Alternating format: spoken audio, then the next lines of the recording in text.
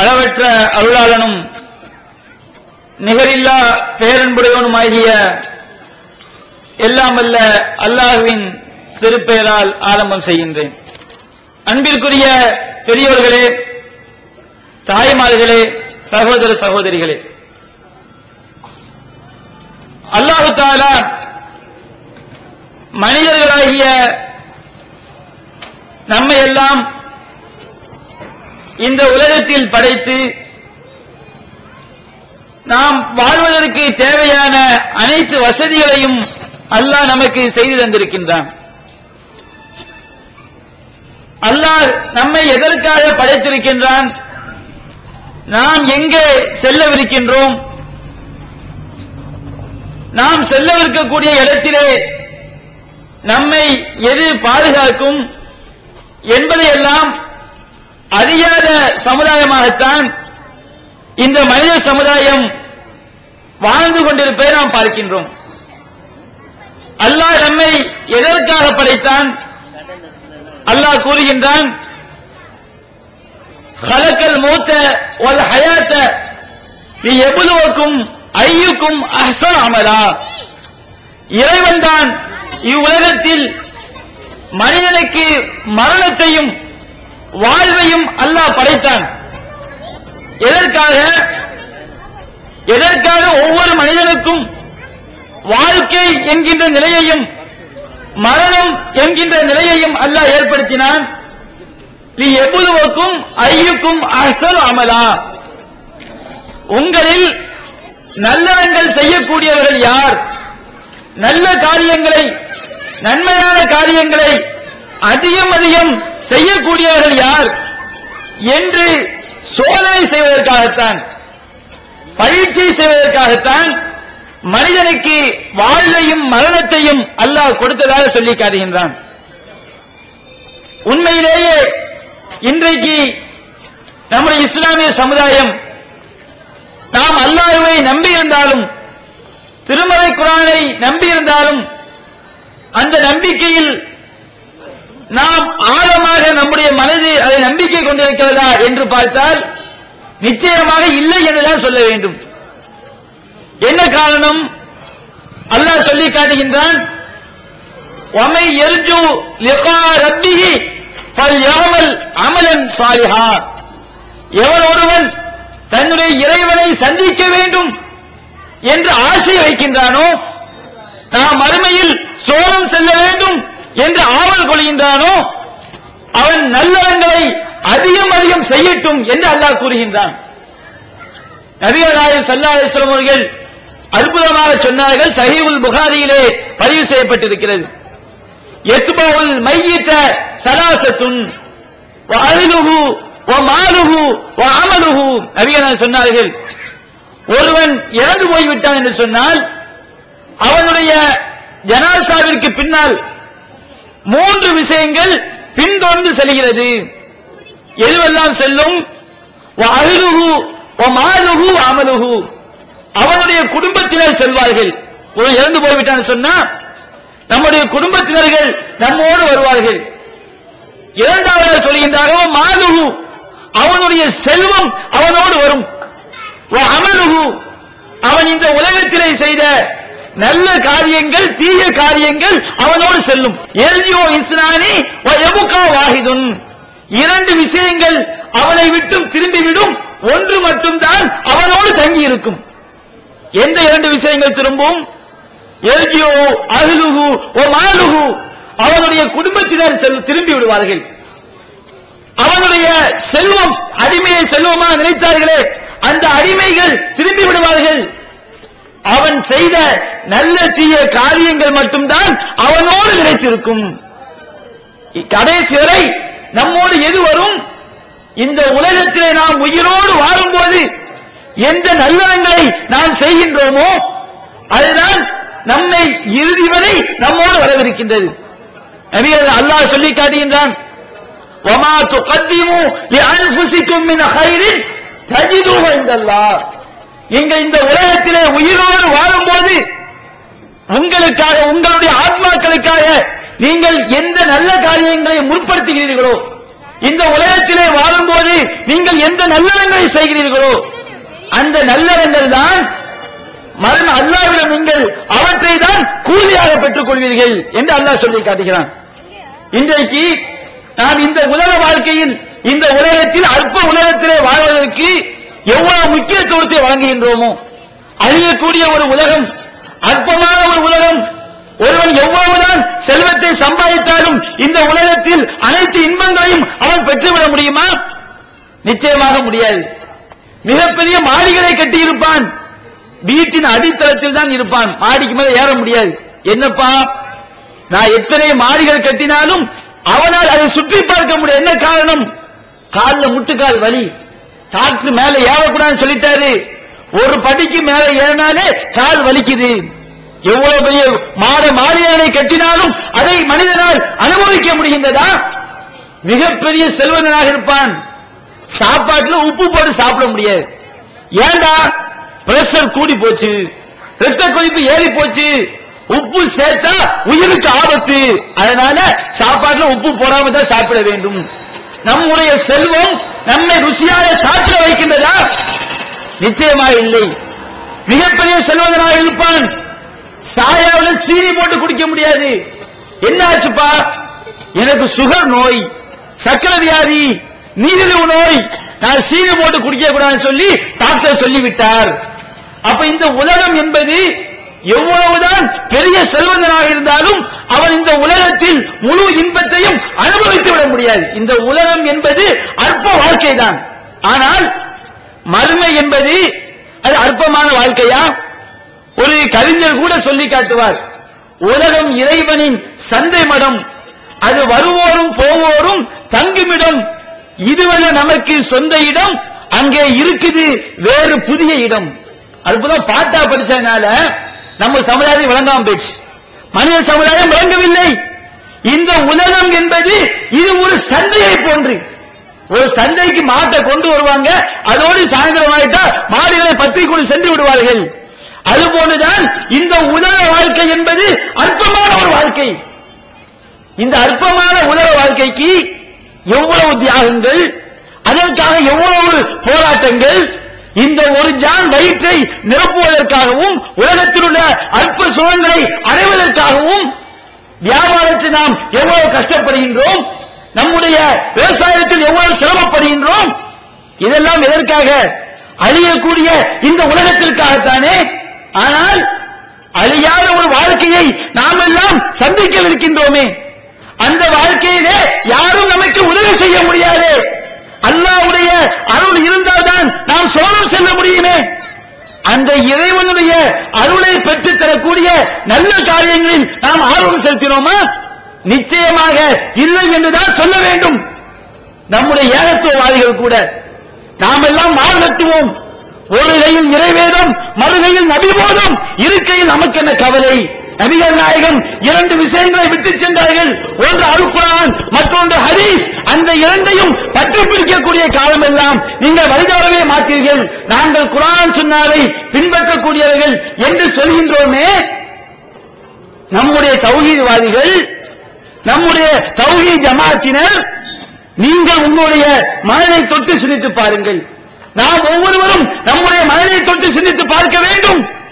நாம் நல்லறங்களில் ஆர்வம் செலுத்தி இருக்கின்றோமா? நல்ல காரியங்களை அதிகம் அதிகம் செய்திருக்கின்றோமா? நிச்சயமாக இல்லை என்றுதான் சொல்ல வேண்டும். இன்றைக்கு நாம் சிந்தித்து பாருங்கள்.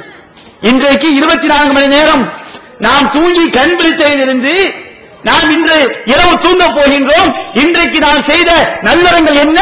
நாம் உலகத்திற்காக ஓடிய ஓட்டம் என்ன? இந்த உலகத்திற்காக ஓடிய ஓட்டம் தான் அதிகமாக நிலைத்திருப்பதை பார்க்கின்றோம். நம்முடைய மார்க்கம் நல்லறங்களிலேயே மிகச்சிறந்த நல்லறம் என்று எதை சொல்கிறதோ அந்த கடமையான தொழுகையிலாவது நாம் உருப்படியாக இருக்கின்றோமா? ஒரு மூமின் என்பதற்கு அடையாளமாக ஒருவன் முஸ்லிம் என்றால், ஒருவன் மூமின் என்றால் மார்க்கம் அவனுக்கு எதை அடையாளமாக சொல்லி காட்டுகிறது? கடமையான தொழுகையை தான் சொல்லி காட்டுகிறது. நபிகள் நாயகம் ஸல்லல்லாஹு அலைஹி வஸல்லம் அவர்கள் கூறுகின்றார்கள், புகாரியிலே 8வது ஹதீஸாக பதிவு செய்யப்பட்டிருக்கிறது, புனியல் இஸ்லாமு அலா ஹம்ஸ், இஸ்லாம் என்பது 5 தூண்களின் மீது கட்டமைக்கப்பட்டிருக்கிறது.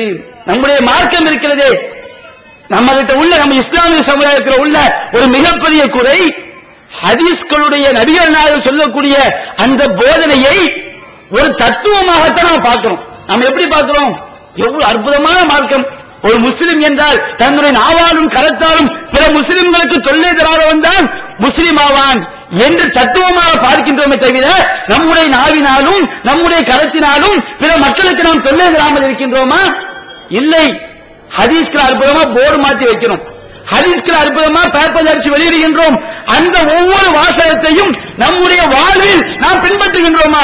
நிச்சயமா இல்லை. ஹதீஸ்களை படிக்கும் போது, குர்ஆனை படிக்கும் போது நம்மிடம் அந்த உணர்வு வருகின்றதா? இதை நாம் நடந்து காட்டி இருக்கின்றோமா? இதை நாம் பின்பற்றி இருக்கின்றோமா என்கின்ற உணர்வோடு நாம் பார்க்கிறோமா என்று சொன்னால் நிச்சயமாக இல்லை என்றுதான் சொல்ல வேண்டும். அப்படி ஏன் சொல்கின்றோம்? இன்றைக்கு மார்க்கம் எதை தலையாய நல்ல காரியமாக சொல்லி காட்டுகிறதோ அந்த தொழுகையில் இன்றைக்கு நம்ம இஸ்லாமிய சமுதாயம் பாராமுகமாக இருப்பதை பார்க்கின்றோம். நபிகள் நாயகம் சொன்னார்கள், புனியல் இஸ்லாமு அலா ஹம்ஸ், இஸ்லாம் என்கின்ற இந்த கட்டிடம் 5 தூண்களின் மீது கட்டமைக்கப்பட்டிருக்கின்றது. முதலாவது தூண் ஷஹாதத்து அல்லாஹ் இலாஹ இல்லல்லாஹ் வ அன்ன முஹம்மதன் அப்துஹு வ ரசூலுஹு, ஏகத்துவ கலிமா, வணக்கத்திற்குரியவன் அல்லாஹ்வை தவிர வேறு யாரும் இல்லை, முஹம்மது நபி ஸல்லல்லாஹு அலைஹி வஸல்லம் அவர்கள் அல்லாஹ்வுடைய தூதராகவும் அவனுடைய அடியாராகவும் இருக்கின்றார்கள் என்று ஏகத்துவ கலிமா தான் முதல் தூண். அதற்கு அடுத்த தூண் எது தெரியுமா? ஏகத்துவத்திற்கு அடுத்தபடியாக இஸ்லாம் எதை சொல்லி காட்டுகிறது தெரியுமா? ஐவேளை தொழுகையைத்தான் நபிகள் நாயகம் ஸல்லல்லாஹு அலைஹி வஸல்லம் சொல்லி காட்டுகிறார்கள்.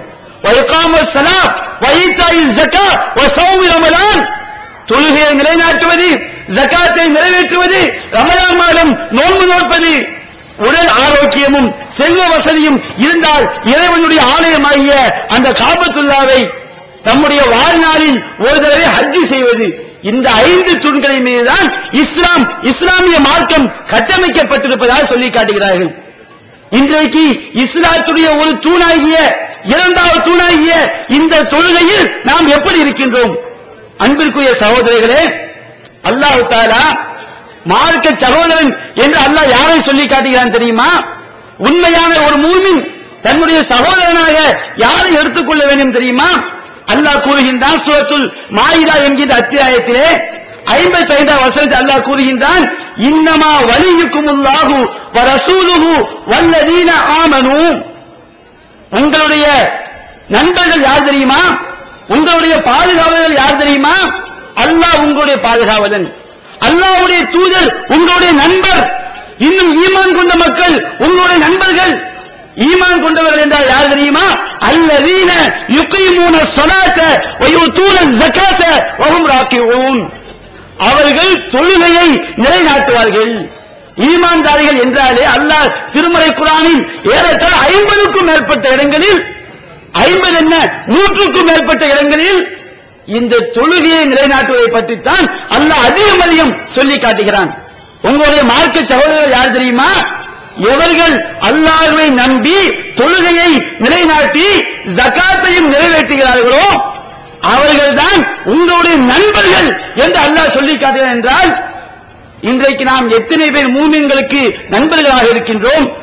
இன்னும் அல்லாஹ் கூறுகின்றான் சூரத்து தௌபா என்ற அத்தியாயத்திலே, எவர்கள் உண்மையான எப்பொழுது ஒரு மனிதனை நாம் நம்முடைய மார்க்க சகோதரனாக எடுத்துக்கொள்ள வேண்டும், எப்போது ஒருவன் கொள்கை சகோதரனாக ஆக முடியும் என்பதை பற்றி அல்லாஹ் சொல்லும் போது, ஃபைன் தாபு வ அகாமு ஸலாத்த வ ஆத்து ஸகாத்த ஃபயுஹ்வானுக்கும் ஃபித்தீன், எவர்கள் தொழுகையை நிலைநாட்டி ஜகாத்தையும் நிறைவேற்றுகிறார்களோ அவர்கள்தான் உங்களுடைய மார்க்க சகோதரர்கள். கொள்கை சகோதரன் யார்? கொள்கை சகோதரன். இன்றைக்கு பெருமை அளிப்பதை பார்க்கின்றோம், நாம் பெருமை அளிக்கின்றோம், இவர்களெல்லாம் எங்கள் கொள்கை சகோதரர்கள். விரல் விட்டு எண்ணி பாருங்கள், நம்முடைய கொள்கை சகோதரன் சொல்வதால் நாம மற்ற சுன்ன ஜமாத் இருக்காங்க பாருங்க, அவர்களை விட பல விஷயங்களில் நாம் சிறந்தவர்களாக இருக்கின்றோம். ஆனால் உண்மையிலேயே கொள்கை சகோதரன் என்று சொல்வதற்குரிய தகுதியை இன்னும் நாம் பெற்றிருக்கிறோமா என்று பார்த்தால் நிச்சயமாக இல்லை என சொல்ல வேண்டும். எத்தனை பேர் நாம் தொழுகை நிலைநாட்டுகின்றோம்? எத்தனை பேர் வசதி வாய்ப்பு இருந்தும் நாம் ஜகாத்தை நிறைவேற்றி இருக்கின்றோம்? கணக்கிட்டு பார்த்தால், நம்முடைய மனசாட்சியை நாம் தொட்டு பார்த்தால் நிச்சயமாக நம்மில் பலர் இதில் ஜீரோவாகத்தான் இருந்து கொண்டிருப்போம். அன்பிற்குரிய சகோதரர்களே, ஈமானுடைய கடைசி நிலை இருக்கு பாருங்க. ஈமானுடைய கடைசி நிலை, ஈமானுடைய கடைசி நிலை ஒருவனுடைய உள்ளத்தில் அணு அளவு ஈமான் இருந்தாலும் அவன் தொழுகையாளியாக இருப்பான் என்றுதான் மார்க்கம் சொல்லி காட்டுகிறது.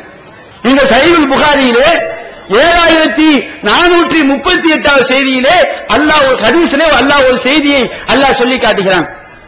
என்ன சம்பவம்? சஹீஹுல் புகாரியிலே பார்க்கின்றோம்.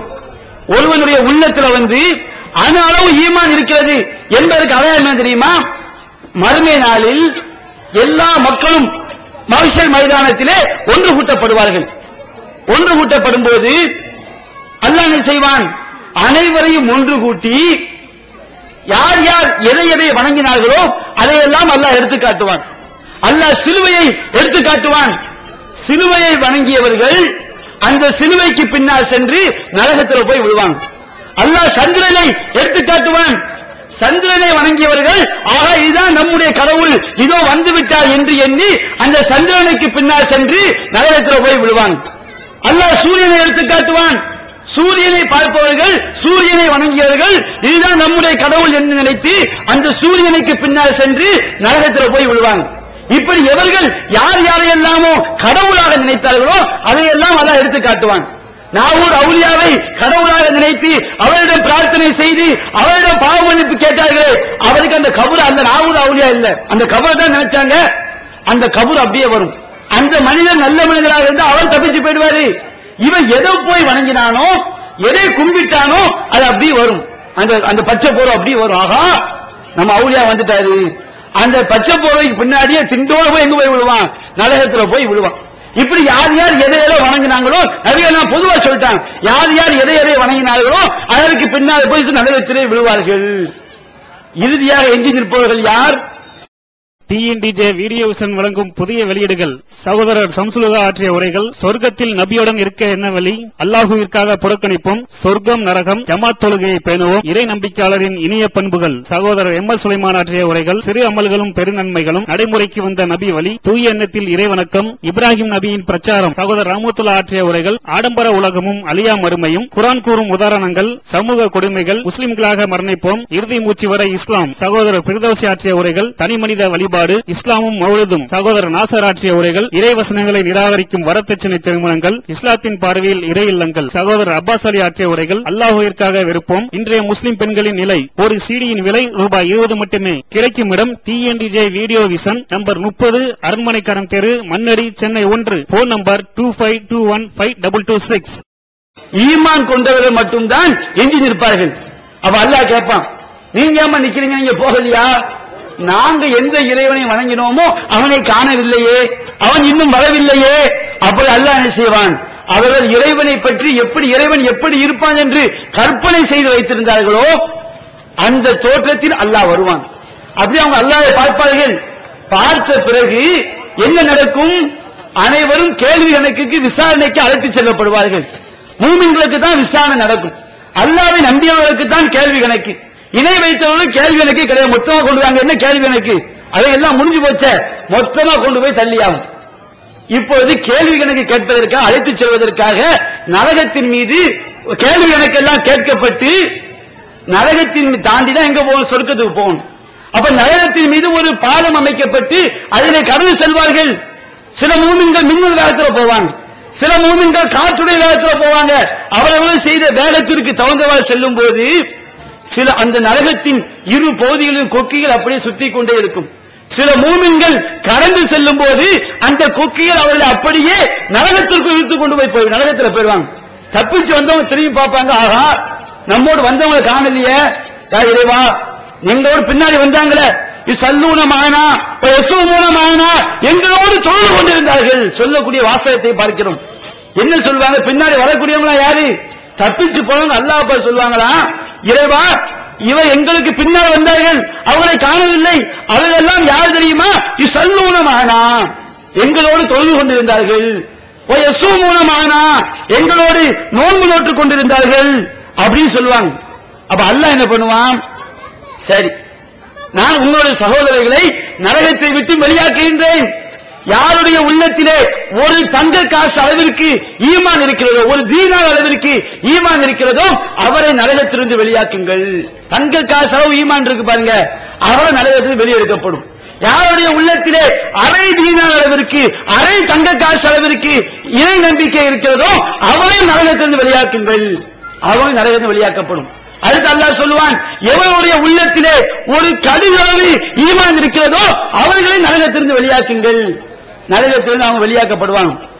அப்ப நிறைய நான் சொல்லி காட்டுறாங்க, நரகத்திலிருந்து இவங்களை எப்படி கண்டுபிடிப்பாங்கன்னு சொன்னா, இந்த ஒரு தீனார் ஈமான், அரை தீனார் அளவுக்கு ஈமான், கடுகளவுக்கு ஈமான் இருக்காங்க பாருங்க, இவங்க நரகத்தில் எப்படி கண்டுபிடிப்பான்னு சொன்னால், அவர்கள் இறைவனுக்காக சுஜூது செய்தார்களே, சஜிதா செய்தார்களே, அந்த அடையாளத்தை வைத்துத்தான் மலக்குமார்கள் கண்டுபிடிப்பார்கள். நாம் சுஜூது செய்த இடத்தை எது தீண்டாது? நரக நெருப்பு தீண்டாது, எல்லாம் நரகம் கரிச்சிடும். எது மட்டும் நரக நெருப்பு தீண்டாது? சுஜூது செய்த அடையாளம் இருக்கிறது, அசல் சுஜூத், சுஜூதுடைய அடையாளம், அதை நரக நெருப்பு தீண்டாது. அந்த இடம் மட்டும் எந்த பாதிப்பு இல்லாமல் இருக்கும். அதை வைத்து மலக்குமார்கள் அவர்களை எடுத்து மாவுல் ஹயாத் என்கின்ற அந்த தண்ணீரிலே கழுவி என்ன செய்வாங்க? சொர்க்கத்தில் கொண்டு போய் விடுவாங்க. சிந்திச்சு பாருங்க. அல்லாஹ் தஆலா அல்லாஹ் சொல்கின்றான், அரை தீனார் ஈமான் உள்ளவங்களை நரகத்தில் வெளியாக்குங்க, ஒரு தீனார் ஈமான் உள்ளவங்களை நரகத்தில் வெளியாக்குங்க, கடுகளவு ஈமான் உள்ளவர்களை நரகத்திலிருந்து வெளியாக்குங்கள். அவர்களை எப்படி கண்டுபிடிப்பார்கள்? சுஜூதுடைய அடையாளத்தை வைத்தான் கண்டுபிடிப்பார்கள். அப்ப ஒருவனுடைய உள்ளத்தில் ஒரு தீனார் அளவுக்கு ஈமான் இருந்தாலும் அவன் எப்படிப்பட்டவனாக இருப்பான்? தொடக்கூடியவனாக இருப்பான். ஒருவனுடைய உள்ளத்தில் ஒரு கடுகளவு ஈமான் இருந்தாலும் அவன் எப்படி இருப்பான்? அவன் தொழக்கூடியவனாக இருப்பான். இன்றைக்கு நாம் தொழுகையாளிகளாக இல்லையே. அவர் செஞ்சு பாருங்க, நம்முடைய உள்ளத்துல ஒரு தீனார் அளவுக்கு ஈமான் இருக்குதா? ஒரு அரை தீனார் அளவுக்கு ஈமான் இருக்குதா? ஒரு அரை தீனார் அளவுக்கு ஈமான் இருந்தாலே அவன் சுஜூது செய்வானே, அதை வைத்துத்தானே நரகத்திலே கண்டுபிடிப்பார்கள். அப்ப நம்முடைய உள்ளத்தில் ஒரு கடுகளவு கூட ஈமான் இல்லை என்ற அர்த்தம். கடுகளவு ஈமான் இருந்தால் நாம் தொழக்கூடிய மக்களாக இருந்திருப்போமே. கடுகளவு ஈமான் உள்ளவனை எப்படி கண்டுபிடிக்கிறார்கள்? சுஜூதுடைய அடையாளத்தை வைத்துத்தானே கண்டுபிடிக்கிறார்கள். இன்றைக்கு நாம் ஏகத்துவம் ஓரிரை கொள்கையை விளக்கும் மூப்பற்ற மாத இதழ் PJ எம். சுலைமான், ஷம்சுல்லுஹா, சைஃபுல்லா ஹாஜா, இன்னும் பல சிறந்த அறிஞர்களின் கருத்து கருவூலங்கள், இன்னும் பல சிறந்த அம்சங்களுடன் வெளிவரும் ஏகத்துவம் இதழை படித்து உங்கள் மார்க்க அறிவை வளர்த்துக் கொள்ளுங்கள். ஆண்டு சந்தா உள்நாடு ரூபாய் 100, வெளிநாடு ரூபாய் 650, தனி இதழ் ரூபாய் 9. உங்கள் டிராப்டுகளை ஏகத்துவம், இலக்கம் 30, அரண்மனைக்காரன் தெரு, மண்ணடி, சென்னை 3 என்ற முகவரிக்கு அனுப்புவீங்கள். கடுகளவு ஈமான் கூட இல்லாத மக்களாகத்தான் இருக்கின்றோம். அன்பிற்குரிய சகோதரர்களே, அப்ப கடுகளவு ஈமானுக்கு அடையாளமே தொழுகை என்று சொன்னால் நிச்சயமாக நம்முடைய உள்ளத்திலே கடுகளவு ஈமான் கூட இல்லை என்றுதான் நாம் விளங்கிக் கொள்ள முடியும். தொழுகை இல்லாதவர்கள் நாம் அல்லாஹ்வை அஞ்சிக் கொள்ள வேண்டும். இன்னும் பார்க்கின்றோம், ஒரு முஸ்லிம் என்பதற்கு அடையாளமாக, ஒரு அல்லாஹ்வை நம்பியவன் என்பதற்கு அடையாளமாக நபிகள் நாயகம் ஸல்லல்லாஹு அலைஹி வஸல்லம் அவர்கள் சொல்லி காட்டக்கூடியது இந்த தொழுகைதான். எந்த அளவிற்கு நபிகள் நாயகம் சொல்லி காட்டுகிறார்கள், இன்ன பைன ரஜுலி வ பைன ஷிர்கி வல் குஃப்ரி தர்குஸ் ஸலாம். நபிகள் நாயகம் சொல்லி காட்டுறாங்க, ஷிர்க் என்கின்ற ஒரு மாபெரிய ஒரு பள்ளம், இறைவனுக்கு நன்றி மறுத்தல் குஃப்ர் என்கின்ற ஒரு மாபெரிய ஒரு பயங்கரமான ஒரு பள்ளம் இருக்கு. இந்த இரண்டு பள்ளங்களிலும் நாம் போய் விழ வேண்டும் என்றால் அதில் கொண்டு போய் சேர்க்கக்கூடிய பாடம் எது தெரியுமா? தர்குஸ் ஸலாம், தொழுகையை விடுவதுதான். நீ தொழுகையை விடுதல் என்கின்ற பாலத்தை அமைத்து விட்டால் போதும், நீ இணை கற்பித்தல் என்கின்ற பள்ளத்தில் போய் வீழ்ந்து விடுவாய். நீ தொழுகையை விட்டுவிட்டாய் என்று சொன்னால் நீ இறைவனுக்கு நன்றி மறந்தவன் என்கின்ற அந்த பள்ளத்திலே போய் விழுந்து விடுவாய். நன்றி கெட்டவனாக நீ மாறிவிடுவாய். மன் தரக்க ஸலாத்த ஃபகத் கஃபர். நபிகள் நாயகம் சொன்னார்கள், எவன் தொழுகையை விட்டுவிட்டானோ அவன் இறைவனுக்கு நன்றி கெட்டவனாகிவிட்டான். இந்த உலகத்தில் உன்னை படைச்சு கலக்கலக்கும் மாஃபில் ஜமீஆ, இந்த உலகத்தில் உள்ள அனைத்தையும் உங்களுக்காக படைத்திருக்கிறேன் என்று அல்லாஹ் சொல்லி காட்டுகிறானே, அந்த படைத்த இறைவனுக்கு நாம் நன்றி செலுத்த வேண்டாமா? அந்த படைத்த இறைவனுடைய உபகாரங்களை நாம் நினைத்து பார்க்க வேண்டாமா? இறைவனுக்கு நாம் நன்றி உள்ள மக்களாக இருக்கிறோம் என்று சொன்னால் அதற்கு முதல் அடையாளம் தொழுகைதான். இன்றைக்கு நம்மிடம் தொழுகை, நாம் இன்றைக்கு ஐவேளை தொழுகையில் பாராமுகமான மக்களாக இருப்பதை பார்க்கின்றோம். அன்பிற்குரிய சகோதரர்களே, நபிகள் நாயகம் காலத்தில் முனாஃபிக் இருக்காம, முனாஃபிக் என்று சொன்னால் நயவஞ்சகன், உள்ளத்துல உண்மையிலே அல்லாஹ் நம்ப மாட்டான், இஸ்லாமிய சிந்தனை இருக்காது, ஆனால் வெளிப்படையில் மக்களுக்கு மத்தியிலே தன்னை ஒரு முஸ்லிமாக நடித்துக் கொள்வான். இப்படிப்பட்டவர்களுக்கு தான் முனாஃபிக் நயவஞ்சகன் சொல்லப்படும்.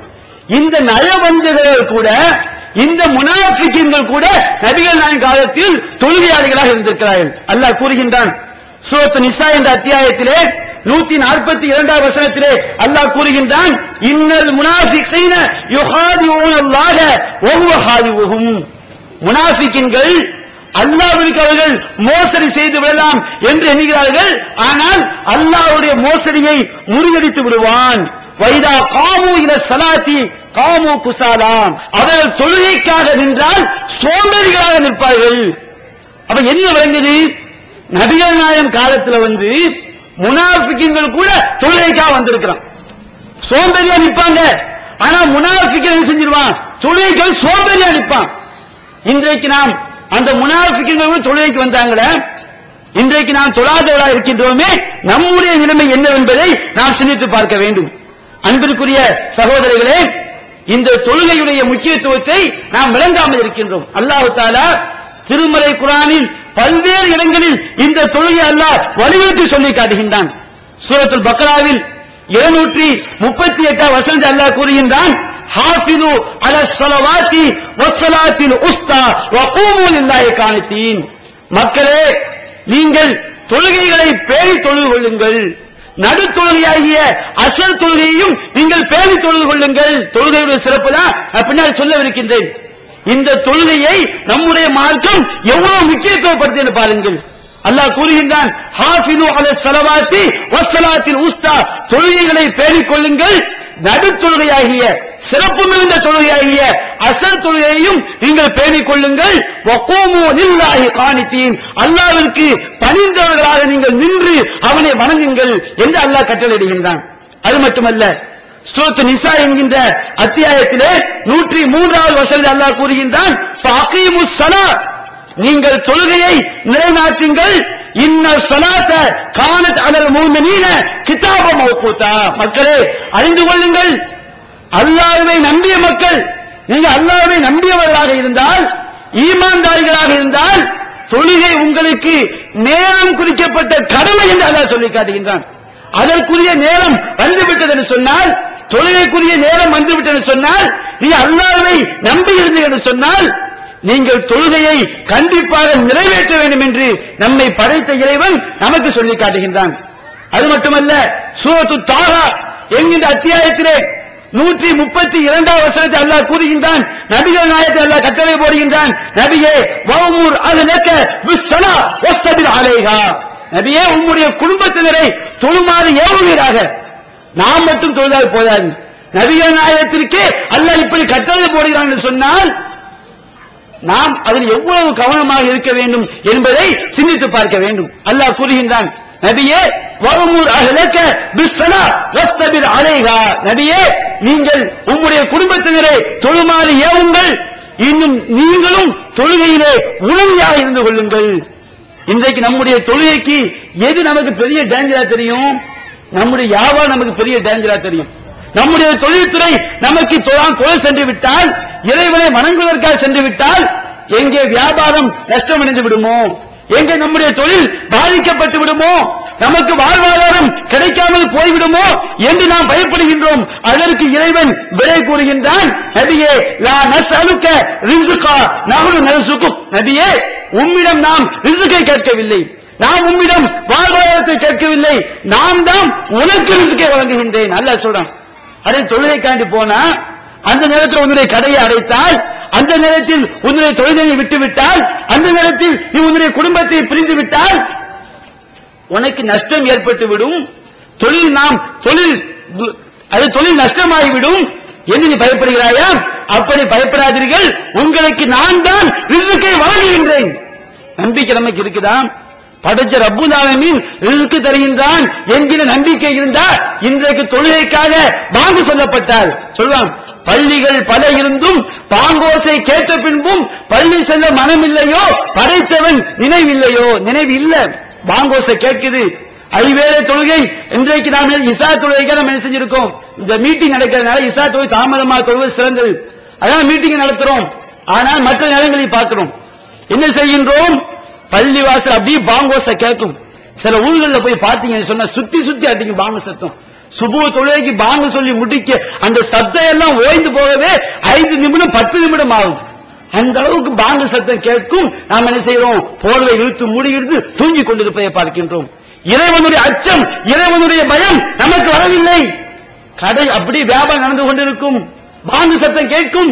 பள்ளிவாசலுக்கு கீழே கடை வைத்திருப்பார், பள்ளிக்கு தொலை சொல்ல மாட்டார். பள்ளிவாசலுக்கு அடுத்த வீடாக இருப்பார், பள்ளிக்கு தொலை சொல்ல மாட்டார். நான் தொலை போனா என் வியாபாரத்தை யார் பார்ப்பா?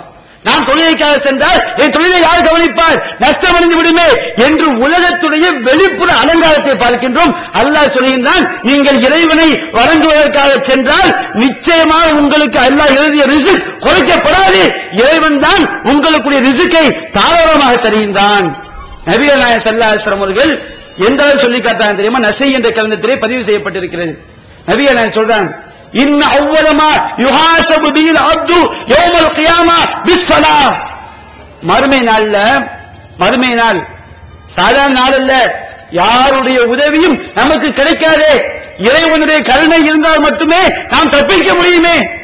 அந்த மறுமை நாளில் ஒரு அடியானுக்கு முதலாக அல்லாஹ் விசாரணை செய்வது தொழுகையை பற்றி தான். அதுதான் சொல்லி காட்டான். முதல் விசாரணை தெரியுமா?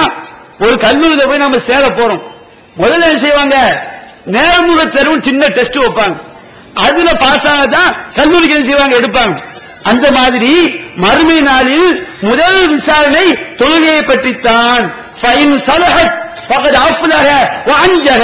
அந்த தொழுகை சரியாக இருந்தால் அவன் வெற்றி பெற்று விட்டான், அவன் ஈடேற்றம் பெற்று விட்டான்.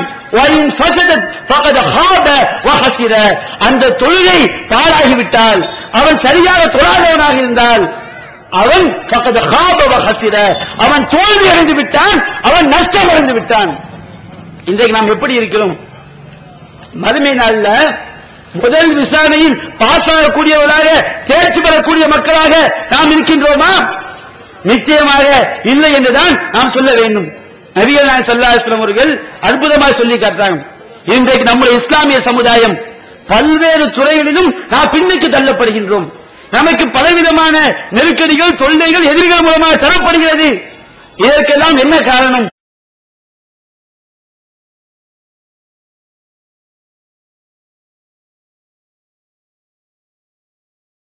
நபிகள் நாயகம் ஸல்லல்லாஹு அலைஹி வஸல்லம் அவர்கள் அற்புதமாக சொல்லி காட்டுறாங்க. இன்றைக்கு நம்முடைய இஸ்லாமிய சமுதாயம் பல்வேறு துறைகளிலும் நாம் பின்னுக்கு தள்ளப்படுகின்றோம். நமக்கு பலவிதமான நெருக்கடிகள், தொல்லைகள் எதிரிகள் மூலமாக தரப்படுகிறது. இதற்கெல்லாம் என்ன காரணம்? நபிகள் நாயகம் ஸல்லல்லாஹு அலைஹி வஸல்லம் அவர்கள் அற்புதமாக சொல்லி காட்டுகின்றார்கள். அகமது என்ற கிரந்தத்திலே 21139 ஹதீஸாக பதிவு செய்யப்பட்டிருக்கிறது. சொல்லி காட்டுறாங்க, லயுன்கலன்ன உரல் இஸ்லாம் உருவத்தன். இந்த இஸ்லாம் என்பதுடைய கயிறுகள் இருக்கின்றது. அந்த கயிறுகள் ஒவ்வொரு கயிறாக அப்படியே முறிக்கப்படும்.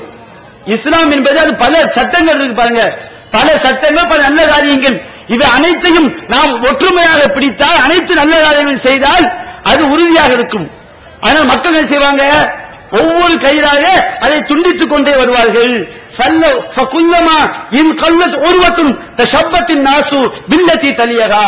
ஒரு கயிறு துண்டிக்கப்படும் போதெல்லாம், ஒரு நல்ல காரியம் துண்டிக்கும் போதெல்லாம் மக்கள் இன்னொரு கயிற்றை பிடித்துக் கொள்வார்கள், கீழே விட மாட்டாங்க. இஸ்லாம் என்பது பல கயிறுகள், பல நல்ல காரியங்கள். ஒரு கயிறை ஃபர்ஸ்ட் விடுவாங்க, அதை விட இன்னொரு கயிறை பிடிச்சுக்கிடுவாங்க, அடுத்த கயிறை விடுவாங்க, அடுத்து இன்னொரு கயிறை பிடிப்பார்கள். நபிகள் சொல்லி காட்டுகிறார்கள், இந்த இஸ்லாமிய மக்கள் முதலில் விடக்கூடிய கயிறு எது தெரியுமா? இஸ்லாமிய ஆட்சி. இன்றைக்கு விட்டுட்டோம், எங்கேயுமே கிடையாது. இஸ்லாமிய இறைவன் சொல்லக்கூடிய ஆட்சி கிடையாது. இறுதியாக மக்கள் விடக்கூடிய கயிறு என்ன தெரியுமா? வாஹிருஹுன்ன அஸ்ஸலா. கடைசி கயிறு தொழுகைதான். நபிகள் சொல்லி காட்டுறாங்க. அட, ஒன்னு பாதுகாக்கக்கூடியது, உனக்கு துணையாக இருக்கக்கூடியது, முதலில் ஒரு இறைவன் சொல்லக்கூடிய பிரகாரம் ஆட்சி நடத்துவது. சிலர் இல்லாம போச்சா? கடைசி கயிறையாவது நாம் பிடித்திருக்கின்றோமா? இல்லை. அந்த கடைசி கயிறையும் நாம் விட்டிருக்கின்றோம். இப்படி இருந்தால் இறைவனுடைய உதவி நமக்கு எப்படி கிடைக்கும் பார்க்கின்றோம். நபிகள் நாயகம் ஸல்லல்லாஹு அலைஹி வஸல்லம் அவர்கள் எந்த அளவிற்கு இந்த தொழுகைக்கு முக்கியத்துவத்தை கொடுக்கின்றார்கள் நபிகள் நான் சொல்லி காட்டுகின்றார்கள். புகாரியிலே 1117வது செய்தியாக பதிவு செய்யப்பட்டிருக்கிறது. இம்ரான் இப்னு ஹுசைன் ரலியல்லாஹு அன்ஹு அறிவிக்கிறார். அந்த இம்ரான் பின் ஹுசைன் என்கிற சஹாபிக்கு மூலவியாதி ஏற்பட்டிருக்கு. மூலவியாதி இருக்கு பாருங்க, அது ஏற்பட்டிருக்கு. அவர் ரசூலுல்லாஹ் போறார், அல்லாஹ்வின் தூதரே எனக்கு மூலவியாதி என்ன செய்திருக்கிறது, ஏற்பட்டிருக்கிறது, நான் எப்படி தொழுகை நடத்துவது? அப்ப நபிகள் நான் சொல்லி காட்டுறாங்க, நீங்கள் நின்று தொழுங்கள். ஃபஇல்லம் தஸ்ததி, நின்று தொழுவதற்கு சக்தி இல்லையா? ஃபகாயிதன், நீங்கள் உட்கார்ந்தே தொழுங்கள். நிக்க முடியலையா? உட்கார்ந்து தொழுங்கள். ஃபஇல்லம் தஸ்ததி, அதற்கும் சக்தி இல்லை என்று சொன்னால் ஃபஅலா ஜன்பின், நீங்கள் படுத்துக் கொண்டாக தொழுங்கள். மார்க்கம் சொல்லி காட்டு.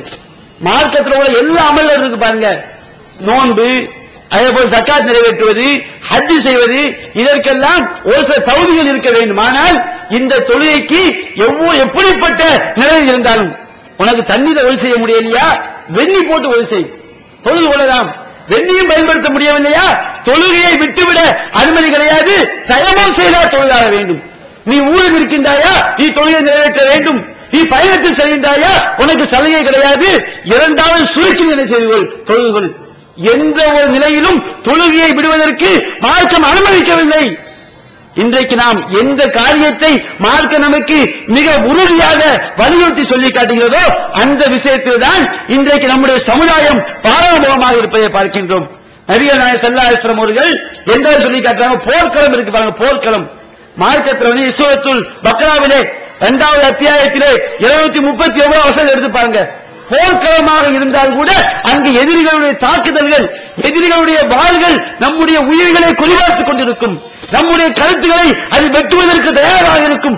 அந்த இடத்தில் கூட நீ தொழுகையை விட்டுவிடக் கூடாது என்று இறைவன் கட்டளை பிறப்பிக்கிறான் சொன்னால், போர்க்களத்தில் கூட தொழக்கூடிய முறையை மார்க்கம் சொல்லி காட்டுகிறது என்று சொன்னால், இந்த தொழுகை மார்க்கத்தில் எவ்வளவு வலியுறுத்தப்பட்ட அம்சம் என்பதை நாம் சிந்தித்து பார்க்க வேண்டும். அது மட்டுமல்ல, இன்றைக்கு நம்முடைய சமுதாயத்தில் நாம தொழுதுருவோம். நம்ம தௌஹீத் மக்கள் இருக்காங்களே, தொழுதுருவாங்க. சுபஹ் தொழுகை 8 மணிக்கு தொழுதுருவாங்க. லுஹர் தொழுகை 4 மணிக்கு என்ன செஞ்சிருவாங்க, தொழுதுருவாங்க. இஷா தொழுகையை சுபஹுக்கு முன்னாடி எப்படியா செஞ்சிருவாங்க, தொழுதுருவாங்க.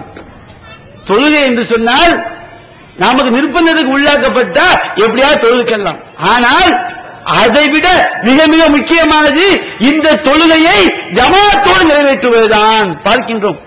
இன்னைக்கு கை வச்சு பாருங்க, நாம் எத்தனை பேர் ஜமாத் தொழுகையில் நாம் சரியாக இருக்கின்றோம், எத்தனை பேர் ஐவேளை தொழுகையை ஜமாத்தாக தொழுகின்றோம், எத்தனை பேர் சுபஹ் தொழுகையை, லுஹர் தொழுகையை, அஸர் தொழுகையை, மக்ரிப், இஷா போன்ற தொழுகைகளை ஜமாத்தாக தொழுகின்றோம். நிச்சயமாக நமக்கும் தௌஹீத்வாதிகளுக்கும் இன்னும் தௌஹீத்வாதி சொல்ல பாருங்க, நமக்கும் இந்த ஜமாத்தோட தொழுகைக்கு ரொம்ப தூரம். எங்கேயாவது பக்கத்துல பள்ளியாசல் இருந்தா வேற வழி இல்லாமல் செய்வோம், உள்ள போய் தொழுவோமே தவிர ஜமாத் தொழுகையில் நாம் வெறும் பாரம்பரியமாக இருப்பதை பார்க்கின்றோம். மார்க் அப்படி விடுதா? நபிகள் நாயகம் ஸல்லல்லாஹு அலைஹி வஸல்லம் அவர்கள் எந்த அளவுக்கு வலியுறுத்தி சொல்லி காட்டுகின்றார்கள். முஸ்லிம் என்ற கிரந்தத்திலே 1044வது செய்தியாக பதிவு செய்யப்பட்டிருக்கிறது. அப்துல்லா பின் உம்மி மக்தும் என்கிற சஹாபி, இந்த இப்னு உம்மி மக்தும் இருக்காரு பாருங்க, இப்னு உம்மி மக்தும் என்ற பெயர் வந்தா நம்ம ஞாபகத்துக்கு வரும். இவர் எப்படிப்பட்ட சஹாபி, கண் தெரியாத சஹாபி. இப்னு அப்துல்லா இப்னு உம்மி மக்தும் சஹாபி கண் தெரியாத சஹாபி. இந்த சஹாபி ரசூலுல்லாஹ் வர்றார், அல்லாஹ்வின் தூதரே லைஸலி காயிதுன் யகூதுனி இலல் மஸ்ஜித், அல்லாஹ்வின் தூதரே நான் பள்ளிவாசலுக்கு தொழுகைக்காக வந்துருவேன், ஆனா எனக்கு கண்ணு தெரியாது, சில நேரங்களில் என்ன அழைச்சிட்டு வர்றதுக்கு ஆள் இல்ல, எனக்கு அனுமதி கொடுங்க, நான் வீட்டுல தொழுதுக்கிறேங்கிறார். நபிகள் நாயகம் பார்க்கிறாங்க, சரி சரியான காரணம் தான், கண்ணு தெரியாத சஹாபி, அழைச்சிட்டு வர்றதுக்கு ஆளு கூட கிடையாது, அப்ப வீட்டுல தொழ அனுமதி கொடுக்கிறாங்க. அந்த கண் தெரியாத சஹாபி அனுமதியை பெற்றுவிட்டு திரும்பி செல்கின்றார். நபிகள் நாயகம் கேட்கிறாங்க, ஹல் தஸ்மவுன் நிதாம், அப்துல்லா இப்னு உம்மி மக்துமே வாங்குடைய சத்தம் கேட்கிறதா? அவர் பார்க்க அல்லாஹ்வின் தூதரே சத்தம் கேட்குது. தாஜிப், நீ தொழுகைக்கு வந்துதான் ஆக வேண்டும், அந்த கட்டளைக்கு நீ பதிலளித்துதான் ஆக வேண்டும், பாங்குடைய சத்தம் கேட்டால் கண்டிப்பாக நீ பள்ளிக்கு வந்தாக வேண்டும் என்று ஒரு கண் தெரியாத சஹாபிக்கு சொல்கிறார் என்று சொன்னால் நம்முடைய நெஞ்சமெல்லாம் அப்படியே பதறுதாக. இது எவ்வளவு முக்கியமான ஒரு காரியம். ஒரு கண் தெரியாத சஹாபிக்கு கூட ஜமாத்தில் பங்கேற்பதற்கு அனுமதி இல்லை என்று சொன்னால், வயிறு நிறைய சாப்பிட்டுக் கொண்டு கைகால் எல்லாம் மிக சூப்பராக வைத்துக் கொண்டு ஆரோக்கியமாக இருந்து கொண்டு இன்றைக்கு நாம் தொழுகைக்கு வராமல் தூங்கிக் கொண்டிருக்கின்றோமே. அஸ்ஸலாத்து கைரும் மினன் நௌம், தொழுகை தூக்கத்தை விட மேலானது என்று அந்த பாங்கோசை கேட்ட பிறகும் நம்முடைய கண்கள் தூங்கிக் கொண்டிருக்கிறதே, நாம் மறுமையிலே நம்மை படைத்த இறைவனிடம் என்ன பதில் சொல்வோம் என்கின்ற பயம் நம்மிடம் இருக்கிறதா? அன்பிற்குரிய சகோதரர்களே, சற்று சிந்தித்து பாருங்கள். நபிகள் நாயகம் ஸல்லல்லாஹு அலைஹி வஸல்லம் அவர்கள் சொல்லி காட்டினார்கள், ஒருவன் தன்னுடைய வீட்டில் தொழுவதை விட கடை வீதியில் தொழுவதை விட பள்ளிவாசலிலே சென்று தொழுவது, பள்ளிவாசல் சொன்னால் அங்க போய் தனியாக தொழுவதல்ல, ஜமாத்தோடு சேர்ந்து தொழுவது 27 மடங்கு சிறந்தது என்று சொன்னார்களே. அந்த 27 மடங்கை அடைவதற்கு நாம் ஆர்வம் காட்டுகின்றோமா? அல்லாஹ் சொன்னானே, வமை யர்ஜூ லிகா ரப்பிஹி ஃபல்யஅமல் அமலன் ஸாலிஹா, இறைவனுடைய சந்திப்பை நீங்கள் ஆதரவு வைத்தால் நல்லவங்களை செய்யுங்கள் என்று அல்லாஹ் சொன்னானே. இந்த நல்லறத்திற்கு நாம் ஆர்வம் காட்டி இருக்கின்றோமா? இந்த வணக்கத்திலே நாம் எப்படி இருக்கின்றோம்? அன்பிற்குரிய சகோதரர்களே, நாம் சற்று சிந்திக்க கடமைப்பட்டிருக்கின்றோம். எந்த அளவிற்கு நபிகள் நாயகம் ஸல்லல்லாஹு அலைஹி வஸல்லம் ஒரு செய்தி வருகின்றது. இந்த செய்தி மாலிக் என்ற கிரந்தத்திலே பதிவு செய்யப்பட்டிருக்கிறது. மிஹ்ஜன் என்கின்ற ஒரு சஹாபி, இந்த சஹாபி என்ன பண்றாரு, வீட்டுல தொழுவிட்டு பள்ளிவாசலுக்கு வந்து உட்கார்ந்து இருக்காரு. வீட்டுல செய்றாரு, பள்ளிவாசலுக்கு உட்கார்ந்து இருக்காரு. அவர் பள்ளிவாசலுக்கு வந்த பிறகு அங்க பாங்கு சொல்லப்பட்டு தொழுகை நடத்துறாங்க. நபிகள் நாயகம் ஸல்லல்லாஹு அலைஹி வஸல்லம் அவர்கள் அங்கே தொழுகை நடத்துகின்றார்கள்.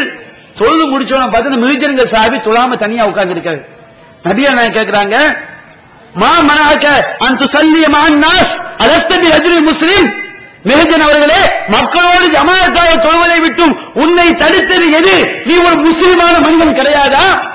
எவ்வளவு கடுமையான வாசகம். அந்த சஹாபா அப்படியே பதறி போயிரு, அல்லாஹ்வின் தூதரே நான் வீட்டுல தொழுதுட்டேன். அப்ப நபிகள் சொல்றாங்க, நீ வீட்டில் தொழுதாலும் பள்ளிவாசலுக்கு வந்தால் அங்கே ஜமாத் தொழுகை நடந்தால் நீ அந்த ஜமாத்திலே பங்கெடுத்து ஆக வேண்டும் என்று நபிகள் ஸல்லல்லாஹு அலைஹி வஸல்லம் அவர்கள் அந்த சஹாபி கட்டளை போடுறாங்க. அந்த அளவிற்கு ஜமாத் தொழுகை என்பது அது வலியுறுத்தப்பட்ட ஒரு தொழுகை. நபிகள் ஸல்லல்லாஹு அலைஹி வஸல்லம் அவர்கள் எந்த அளவிற்கு சொல்லி காட்டுறாங்க. இந்த தொழுகை இருக்கு பாருங்க, இந்த தொழுகை தான் நமக்கு நம்முடைய அனைத்து பாவங்களுக்கும் பரிகாரமாக இருக்கிறது. பார்க்கிறோம், இந்த நன்மையை நாம் விளங்கிக் கொண்டாலே நாம் இந்த தொழுகையில் அவ்வளவு ஆர்வமாக நாம் செல்வோம். நபிகள் நாயகம் ஸல்லல்லாஹு அலைஹி வஸல்லம் அவர்கள் அல்குர்ஆன் சொல்லி அல்லாஹ் கூறுகின்றான், சூரத்துல் ஹூத் என்கின்ற அத்தியாயத்திலே 114 வசனம் அல்லாஹ் கூறுகின்றான், வஅகிமிஸ் ஸலாத் தரஃபைன் நஹார் வ ஸுலஃப மினல் லைல். நபியே பார்த்து அல்லாஹ், நபியே பகலுடைய இரு ஓரங்கள், பகலுடைய இரு ஓரங்கள் என்றால் ஃபஜ்ர் தொழுகை பகலுடைய ஆரம்பம், மக்ரிப் தொழுகை பகலுடைய முடிவு. அல்லாஹ் கூறுகின்றான், நபியே பகலுடைய இரு ஓரங்களிலும் நீங்கள் தொழுகையை நிலைநாட்டுங்கள். ஒரு ஸுலஃப மினல் லைல், இரவின் ஒரு பகுதி, இரவின் ஒரு பகுதி என்றால் இஷா தொழுகை, இஷா தொழுகையும் நீங்கள் நிலைநாட்டுங்கள். ஃபஇன்னல் ஹஸனாத்தி யுذஹிபுன ஸய்யிஆத், நிச்சயமாக நல்ல காரியங்கள் இருக்கிறதே உங்களுடைய தீய காரியங்கள், தீமைகள் அனைத்தையும் அழித்துவிடும். ஃபஇன்னஹா ذிக்ரா லில்-ذாக்கிரீன், ذلك ذிக்ரா லில்-ذாக்கிரீன். இந்த உபதேசம் யாருக்கு தெரியுமா? எவன் உபதேசத்தை ஏற்றுக்கொள்வானோ அவனுக்கு தான் இந்த உபதேசம் அல்லாஹ் சொல்லி முடிக்கிறான். இது யாருக்கு பயனளிக்கும்? அல்லாஹ் சொல்லக்கூடிய மக்கள் எல்லாம் இப்ப செய்துவிட மாட்டார்கள். எவ்வளவு பாவங்கள் செய்கிறோம். வீட்டை விட்டு வெளியே வந்தா அந்நிய பெண்ணை பார்க்கிறோம். அங்க ஒரு ஆள் செய்யும், தூரத்துல ஒரு சாலை எடுத்துக்கிட்டு அந்த சந்திர நுழைமா நம்ம செய்வோம், நம்முடைய ஓரக்கண்ணால் அங்க ஒரு பார்வை பார்க்கிறோமா இல்லையா? எவ்வளவு தவறுகள் செய்கின்றோம், எவ்வளவு பேரை புறம் பேசுகின்றோம், எவ்வளவு பேர் நாம் கோல் செல்கின்றோம். நாம் செய்யக்கூடிய பாவங்கள் எவ்வளவு. நபிகள் நாயகம் சொன்னார்கள், நீங்கள் கெட்டவற்றை பார்ப்பது கண் செய்யக்கூடிய விபச்சாரம் என்றார்கள். இன்றைக்கு நாம் வீதியோரம் நடந்து சென்றோம் என்று சொன்னால் நம்முடைய இரு புறங்களும் விபச்சார போஸ்டர்கள் தான் அப்படி அணிவகுத்து இருப்பதை பார்க்கின்றோம். அப்படிப்பட்ட ஒரு நிலையில் தான் இன்றைக்கு நம்முடைய சமுதாயம் வாழ்ந்து கொண்டிருக்கிறது. இந்த பாவங்களை எல்லாம் எது அழிக்கும்? அல்லாஹ் சொல்லி காட்டுகின்றான், தொழுகையை நிலைநாட்டுங்கள். ஃபஇன்னல் ஹஸனாத்தி யுذஹிபுன ஸய்யிஆத், அந்த நல்ல காரியங்கள் எல்லாம் உங்களுடைய தீமைகளை அப்படியே அழித்துவிடும் என்று சொன்னார்கள். இன்னும் பார்க்கின்றோம், அல்லாஹ் கூறுகின்றான், இறைவனுடைய உதவி நமக்கு எப்படி கிடைக்கும்? அல்லாஹ் கூறுகின்றான் 5வது அத்தியாயத்திலே சூரத்துல் மாயிதாவிலே 12வது வசனம் அல்லாஹ் கூறுகின்றான், வகாலல்லாஹு இன்னி மஅக்கும், அல்லாஹ் சொல்கின்றான், நான் உங்களோடு இருக்கின்றேன், நான் உங்களோடு இருக்கின்றேன். எப்போது? அல்லாஹ் சில காரியங்களை சொல்லி காட்டுகின்றான். லைன் அகம்துமுஸ் ஸலாத், நீங்கள் தொழுகையை நிலைநாட்டினால், வாத்தைத்துமுல் ஸகாத் நீங்கள் ஸகாத்தை நிறைவேற்றினால், வஆமன்தும் பிருசுலி வஅஸ்ஸர்துமூஹும் என்னுடைய இறை தூதர்களை நம்பிக்கை கொண்டு அந்த இறை தூதர்களை நீங்கள் உறுதிப்படுத்தினால், வஅகல்துமுல்லாஹ கௌலன் ஹஸனா அல்லாஹ்விற்காக அழகிய கடன், கஷ்டப்படக்கூடிய ஏழைகளுக்கு நாம் கொடுக்கின்ற கடன் இருக்கின்றதே, இது இறைவனுக்கு கொடுக்கக்கூடிய கடனாக அழகிய கடனாக அல்லாஹ் சொல்லி காட்டுகின்றான். ஏழைகளுக்கு நீங்கள் அழகிய கடனாக கொடுத்தால், லவ் கஃபிரன்ன அன்கும் ஸய்யிஆத்திக்கும் வல உதுகிலன்னக்கும் ஜன்னாத்தின் தஜ்ரி மின் தஹ்திஹல் அன்ஹார் உங்களுடைய பாவங்களை எல்லாம் இறைவன் உங்களை விட்டு அழித்து விடுவான்.